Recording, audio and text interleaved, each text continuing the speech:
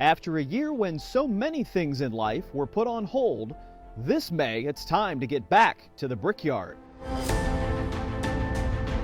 We'll take a look at how the Speedway served as a gathering place, even when race day as we know it changed. The new year sees new faces in the IndyCar lineup, but they are rookies only on the score sheet. The nerves that come with racing is the thing that makes me feel alive. And shattering the glass ceiling of racing, a new team with a new mission. There's been a lot of talk lately about representation, and that is a very real thing. We'll introduce you to the women leading the charge.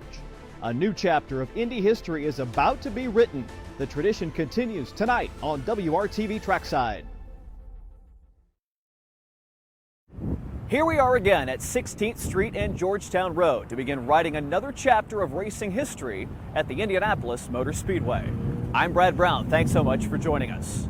1 year ago, the month of May came and went without a race here for the first time in 75 years. In the months that followed, that race would be run along with others. But this corner of our community has proven to be a lot more than just 2.5 miles of speed and endurance. Over the past year, IMS has meant so much to so many. When the city took pause to mourn the loss of a dedicated public servant, her colleagues gathered at the Speedway for one final salute. Let her beautiful smile be a guiding light in the darkest of times, and never let her sacrifice be forgotten. As Speedway High School's class of 2020 prepared for life's next big journeys, they were able to celebrate graduation on the Yard of Bricks. The Yard of Bricks that each of you will be crossing today is both a start and a finish line. As you finish one chapter in your life, I want to challenge you to mark it also as the beginning of greater things yet to come. And as the Hoosier State rolled up its sleeves to take on the COVID-19 pandemic, IMS became one of the state's largest vaccination sites. Simplicity is greater than complexity when it comes to rolling out an operation as large as vaccinating 4.5 million eligible Hoosiers. Making progress enough that fans will return here this month. The racing begins this weekend with the GMR Grand Prix. There are a handful of first-time drivers in the field, but calling them rookies seems like a bit of a stretch, particularly for the oldest of the bunch. Jimmie Johnson is no stranger to the Brickyard. He made 4 trips here to Victory Circle during his storied NASCAR career. But after all of those wins and all of those championships, something inside of him wanted to start all over.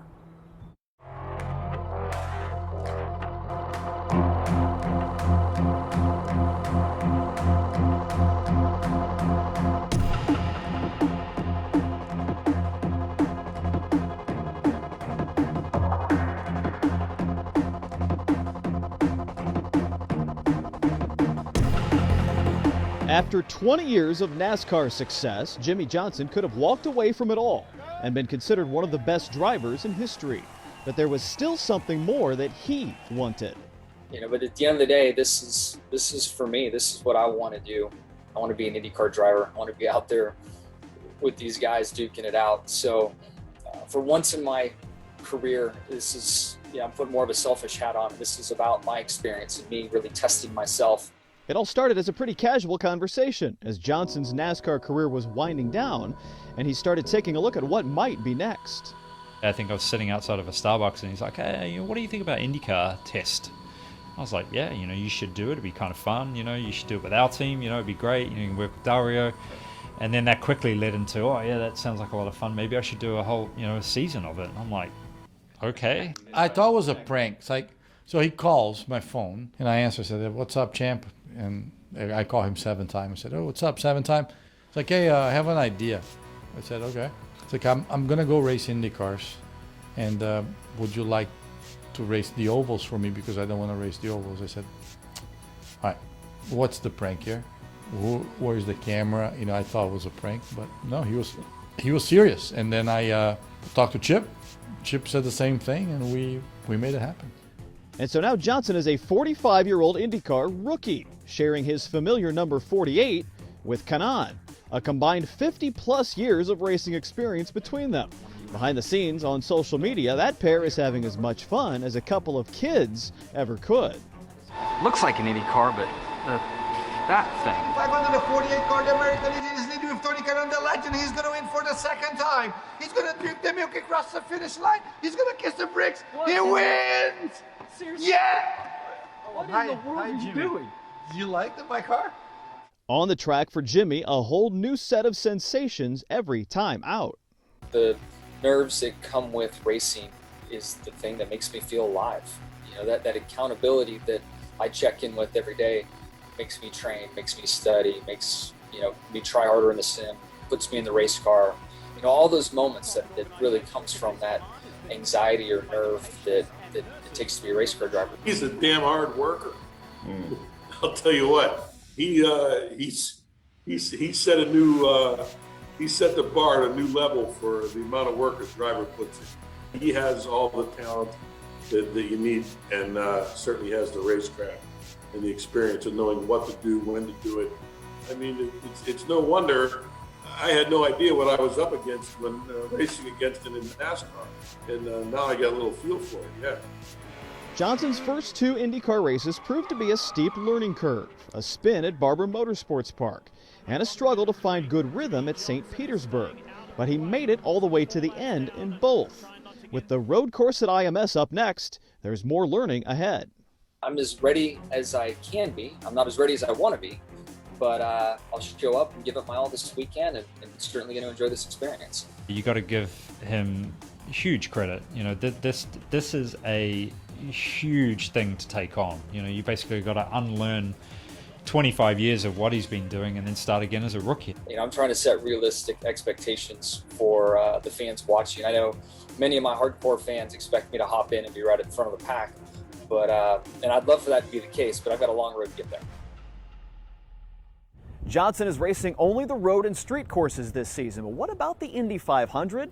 Jimmie said earlier this year that his wife was finally warming up to that idea. So he's not ruling out an oval test in that number 48 car at some point, and perhaps making a go at the main event here in 2022.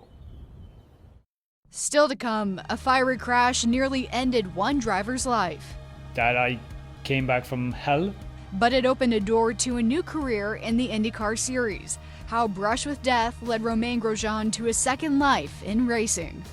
And later, the women of Paretta Autosport are ready to make some history at the Speedway. People are looking at us not like every other race team, and I'm acutely aware of that. Amanda Starantino shows us how this groundbreaking team is setting a new pace when this WRTV Trackside special continues. A look at some of the millions of dollars of improvements made inside the Speedway over the past 18 months. Fans will be back inside IMS starting this weekend for the Grand Prix. And by the time May 30th gets here for the Indy 500, a crowd of up to 135,000 will once again fill at least part of this place. Months of work to put together the right plan to keep everyone safe in here this May. Another rookie in this year's IndyCar field is a 10-year Formula One veteran who by all means shouldn't even be alive. But Romain Grosjean has gotten a second chance at life, a second chance at a racing career. And this weekend, it brings him to Indianapolis. It's a story that's played out in racing so many times over the decades. In a split second, a driver's life changed forever. And a big fire there as they exited out of turn 3. Romain Grosjean's first lap crash at the Bahrain Grand Prix split the car in half. A fractured fuel cell turned into a massive fireball. An impact measured at 67 Gs left the front of the car wedged firmly in the barrier. I knew I was burning, but it didn't matter. My foot was stuck in the pedals. I was pulling so hard that even if my ankle would have stayed there, not a big deal. I just wanted to come out, and that strength that you have in you, and also that calmness through the situation, show me how strong I can be. 28 seconds passed, feeling like an eternity. But miraculously amid the smoke, there was Grosjean escaping the flames, up and out of the car and over the rail, able to free himself from what surely should have been a fiery demise. Time has passed and it's been analyzed as much as it has, and you've gotten a chance now to look at it from this visual. What have you learned? That I came back from hell. But I had that strength as well, I never give up for 28 seconds. That is crazy that I'm alive. That when you see it as a racer from outside, your first thought is the drive is gone. Nearly 6 months later, Grosjean still carries the scars from that horrific night, but his racing days were far from over. So the follow-up to that is, now you're in IndyCar. What the heck are you doing? Having fun and doing what I like doing. You know, I've been doing Formula One for 10 years. It's been great. I've really enjoyed my experience and my career. But you know, also the crash teach me to say no to it. It's done. I don't want to go on racing and fight at the back of the grid. You know, I want to go somewhere where you stand a chance to fight with the others. An opportunity with Dale Coyne Racing and NASCAR team owner Rick Ware's first foray into IndyCar. The stars aligning to bring the 10-year F1 veteran driver here to the States. They really welcomed me nicely, warmly, and I really appreciate that. A first test at Barber Motorsports Park in February. About the only thing the car having in common with his previous rides, they each have 4 wheels. Running 10 years on a power steering wheel where everything is smooth and easy and not moving much, to going IndyCar where you fight it. But it's good. You feel the car. You really feel the car. It's not the same technology, but also I understand why the racing is so good. Grosjean finished each of his first 2 IndyCar races. 10th place at Barber, 13th at St. Pete. The 35-year-old rookie knows he'll have to earn his stripes in the IndyCar paddock. I really want to fight with them and give them as much of a hard time as I can, but you know, it's not because I come from Formula One I'm going to win straight away. Grosjean will get one more Formula One drive later this summer. Mercedes has offered him a seat in world champion Lewis Hamilton's car to drive some demo laps after the French Grand Prix at the end of June. That is essentially a home race for Grosjean. One more chance to hear the cheers of his countrymen from inside the cockpit. Before he was a 3-time Indy 500 champion, Helio Castroneves was a rookie with a dream, who put together one of the most memorable debuts in Speedway history. And up next, it's a race for change in the motorsports industry, and one team vying for the Borg-Warner Trophy this year is putting its focus on female power. I'm taking you trackside to check out Paretta Autosport and the fuel they are using to drive the future of women forward, both on and off the track. A key figure of Indy 500 history is getting the Hollywood treatment. A new movie is beginning production about the life of Janet Guthrie. Academy Award winner Hilary Swank has been tabbed to play the role of the groundbreaking driver. The script is based on the biography Speed Girl by author Stephen Tulty, telling Guthrie's life and racing career, including her historic 1977 debut in the Indy 500. Last year's race was out of the ordinary in more ways than you may have realized. The 104th running of the Indy 500 was the first in 2 decades without a female driver. With a new push from IndyCar to bring more diversity to the paddock, I checked out one team that is tipping the scales on gender, both behind the wheel and off the track. the green flag is waving for women in racing. Paretta Autosport is fresh to the IndyCar scene, but the muscle behind the name is well built and prepared to take on this challenge. The team's driving force, Beth Paretta, principal and CEO, is no stranger to the automotive and motorsports industries. Her unique career took Paretta from automotive dealerships to retail operations and luxury brand management, to leading successful finishes for Fiat Chrysler Automobiles racing programs in several series, including NASCAR. Well, it's all led to this point, an IndyCar team. But what makes this team so different? Paretta Autosport is a female-forward team. We're probably going to be about 75% women on the team between the commercial side and the competition side. Paretta is opening doors for women to tackle positions mostly held by men and setting them up to continue their careers, if they choose, even off the track. If you look over my shoulder, that is STEM in action. Those are technical careers. Our aerodynamicist used to work for Boeing.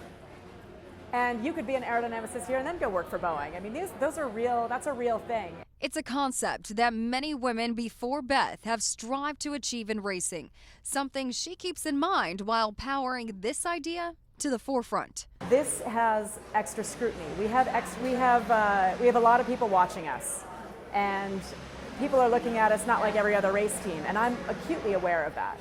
And I feel that there's a responsibility that comes with that. This concept of a female-forward team got a push forward from none other than Roger Penske. The team is an extension of IndyCar and IMS's Race for Equality and Change, announced last summer. Team Penske is providing technical support to Beretta Autosport as they prepare for the greatest spectacle in racing. Putting a group of women together on a team is far more impactful. You can see us working together. This is the only pro sport where men and women, where we can actually have co-ed teams, and that's really exciting. In Beretta's number 16 car is Swiss driver Simona Di Silvestro. She started in 5 Indy 500s and was named the 2010 Indy 500 Rookie of the Year.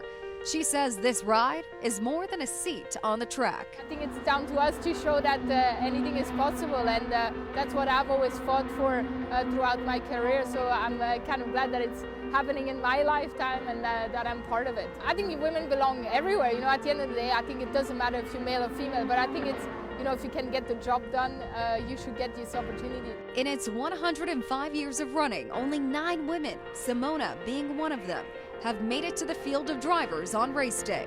Janet Guthrie became the first woman only 44 years ago in 1977. The Chevrolet-powered car is fueled by mostly women on Beretta's team. What Beth has put together is really special. You know, the girls that are on the team right now, they're really learning from the best out there, you know, and I think this opportunity is pretty amazing. You know, even myself, this car feels really special to be driving it. Indianapolis Motor Speedway feels right for the 32-year-old driver as the former Swiss Miss earned her new title right here. How did you get the name of the Iron Maiden? Yeah, actually here at this place at Indy, I had 2011, I was practicing and I had a suspension failure actually in turn 3 and had a pretty big crash with fire and yeah, burned my hands pretty badly, and 2 days later I qualified the car for the Indy 500 and the fans kind of gave it to me. Beth Beretta has attempted to get to this point here at the Indy 500 once, 5 years ago, with Grace Autosport. But the team pulled out at the last minute because they didn't feel quite ready to be fully competitive. Now, stronger and more prepared, she is back with her female-fueled team for another shot at the Borg Warner. To get to this point, it just took a lot of years of determination, tenacity, a little stubbornness, and having great men in my corner that were always encouraging me, men and women, encouraging me not to give up and to you know, make another go at it. But it's 2021. Right. Is this overdue? It's way overdue. I mean, people wonder why we're talking about it at all, but realistically, women are 51% of the population.